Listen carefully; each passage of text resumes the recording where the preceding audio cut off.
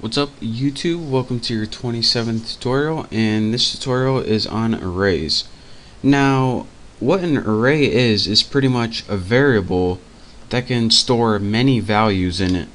So it's useful when you wanna have a variable that has a bunch of related information. And the thing about an array is that it can only store values of the same data type. So if you want to store a string and an integer in the same array, you can't do that. So the easiest way to explain what an array is just to build it and show you guys how it works and what it does. So I'm going to do just that. The syntax for creating an array is simply, first thing you have to type in is what type of array you want to create. And I want to create an integer array to hold integers, so go ahead and press int. The next thing you do is name your array, and I'm going to name mine Bucky so it doesn't get confused. The next thing you do is put square brackets, and this is right between the P and the backslash on your keyboard. And this is just so the square brackets tell Java that you're going to be working with an array. If you did this, then it would just be a regular variable. But when you put the square brackets in, Java knows, alright, you're about to make an array. The next thing you do is set it equal to new, since it's a new array, int again, or whatever type of data you're going to store, and square brackets. The only thing different is, inside the second square brackets, you need to put a number in there. And this number indicates how many values or how many variables you're going to store in your single array. So I'm going to store 10 variables or 10 values, and if you don't know exactly what's going on, I'll show you right now. So now we created an array and it's named Bucky, and I told you guys that you can store 10 values in this single array named Bucky. And you're saying, alright, how do I do that? Well, since we created a variable, or excuse me, an array named Bucky, we have something called indexes for that array.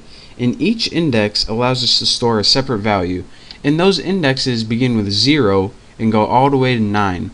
And again, your computer's kind of weird because even though you made 10 elements, it doesn't start 1 and then go to 10. It actually starts 0 to 9 because your computer loves to start counting at 0 for some reason.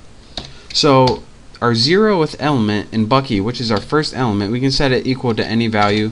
Let's set it equal to 87 so you don't get confused. Next, you go ahead and make your next index or your next element of your array and set this equal to some other value. I'll set it equal to 543, and you do this all the way until you get to the last one, which is 9. Let me just leave a couple out because I don't feel like typing them all. And now, once you did all of this and you set all your elements of your array equal to value, you can use those elements in your array, and I'll show you how to use them. Let's just go ahead and make a system out print statement, print line, might as well. All you can do in order to use this array, instead of giving the variable name, you just give the name of the array and type whatever index you want to use. So if I used Bucky1 to print out, what it would do is say, alright, what's the value for Bucky1? 543. Let's go ahead and run this, and look in our run screen, 543. So that's how you can use an array. And again, an array is pretty much a single variable that can hold multiple values depending on what you typed.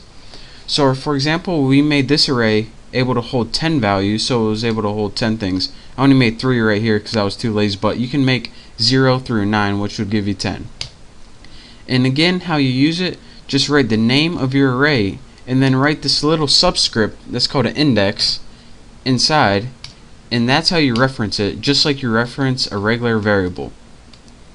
Now if you're saying, alright, an array wouldn't be really useful if we needed to type every single variable over and over again. Well, an array comes in handy. Let me get rid of this stuff right here. One of the neat things about an array is you don't have to type 10 variables when making your array. There's another way that you can do this, and let's just go ahead and get rid of everything. Let's tighten this up a little bit. That's what she said. Another thing you can do is make something called an array initializer.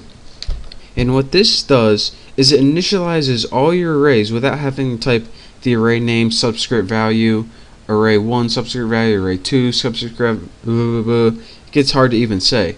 So here's how you make an array initializer.